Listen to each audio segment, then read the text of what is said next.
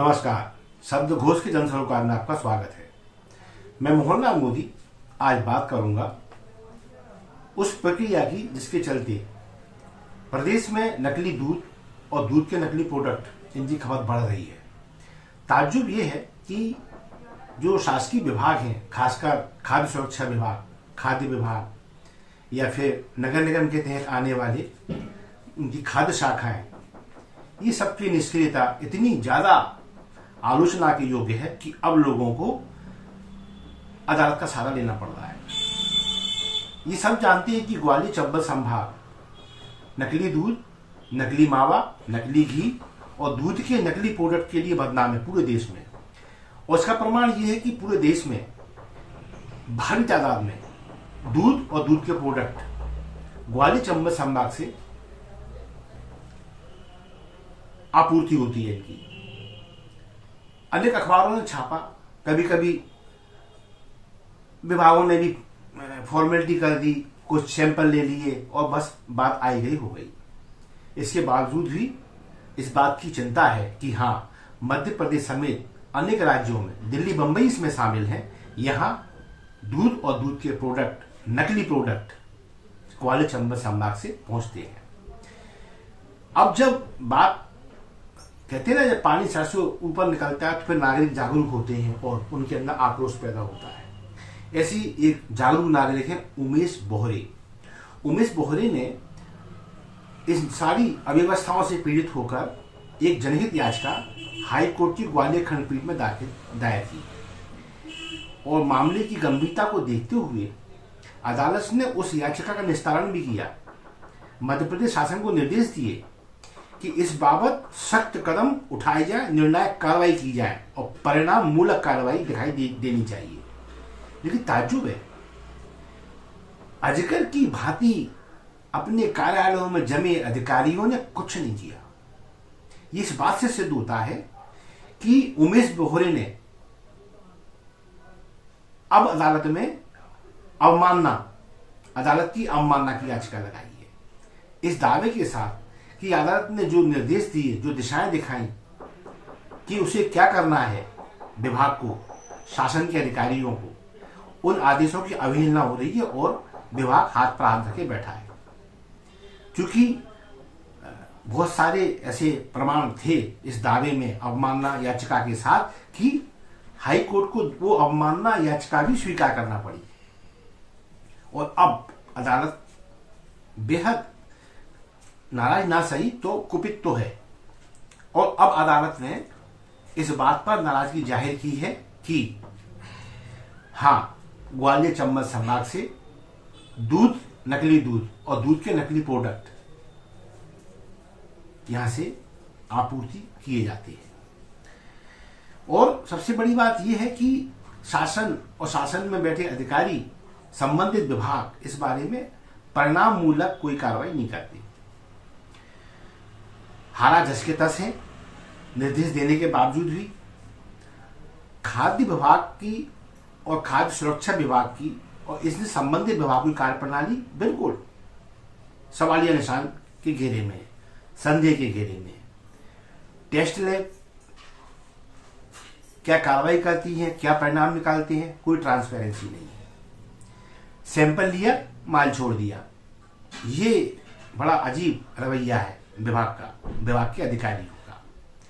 और लापरवाही का आलम यह है कि जब अदालत में पेशी होती है और जब अदालत अपेक्षा करती है कि विभागीय अधिकारी पूरी तैयारी के साथ, सारे जवाबों के साथ, अपेक्षित दस्तावेजों के साथ अदालत में आएंगे, तो ऐसा नहीं होता।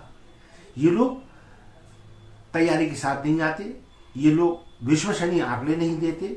इसको लेकर भी अदालत ने अपना रोष व्यक्त किया है।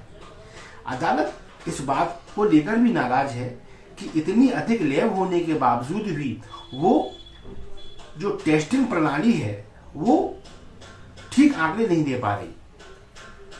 मुश्किल से साल भर में 6000 टेस्टिंग के सबूत दिए गए हैं, यानी एक जिले में एक दिन में 2 टेस्टिंग भी नहीं हो रही है, ये एवरेज आ रहा है। तो ऐसे अब जाहिर है अदालत का अब नाराज होना स्वाभाविक है। शायद 24 जनवरी अगली पेशी लगी है और उस दिन अब विभागीय अधिकारियों को और शासन के अधिकारियों को बुलाया गया है कि आप आए और अब इस बार एक एफिडेविट लेकर आए और एफिडेविट देकर ये विश्वास दिलाएं अदालत को कि अब हम निर्णायक कार्रवाई करेंगे। तो ये एक प्रकार से देखा जाए तो शासन की कार्यप्रणाली पर एक धब्बा है इस तरह का आचरण, क्योंकि जब शासन के अधिकारियों को भी शपथ पत्र देने पड़ जाए तो इसका मतलब ये है कि अदालत का अब इन पर भरोसा नहीं रह गया है। अब अदालत इनसे एक मजबूत कमिटमेंट चाहती है लिखित में। इसके बाद कोई बात बने तो बने।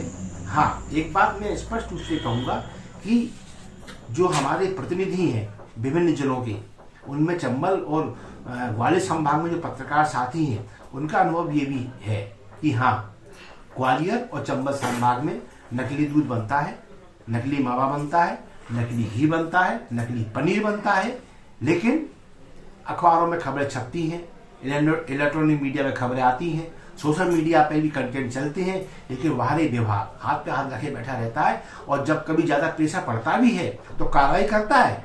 कार्रवाई का परिणाम कभी सामने नहीं आता है।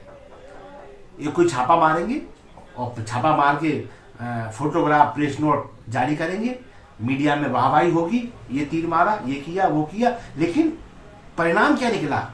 सैंपल भरे गए, उसमें कितने फेल थे, कितने पास थे, ये आज तक सामने नहीं आया। यानी ट्रांसपेरेंसी की कमी है और भ्रष्ट अधिकारी अपना काम बना रहे। इनकी कहते हैं ना सारी मुनिया घी में है।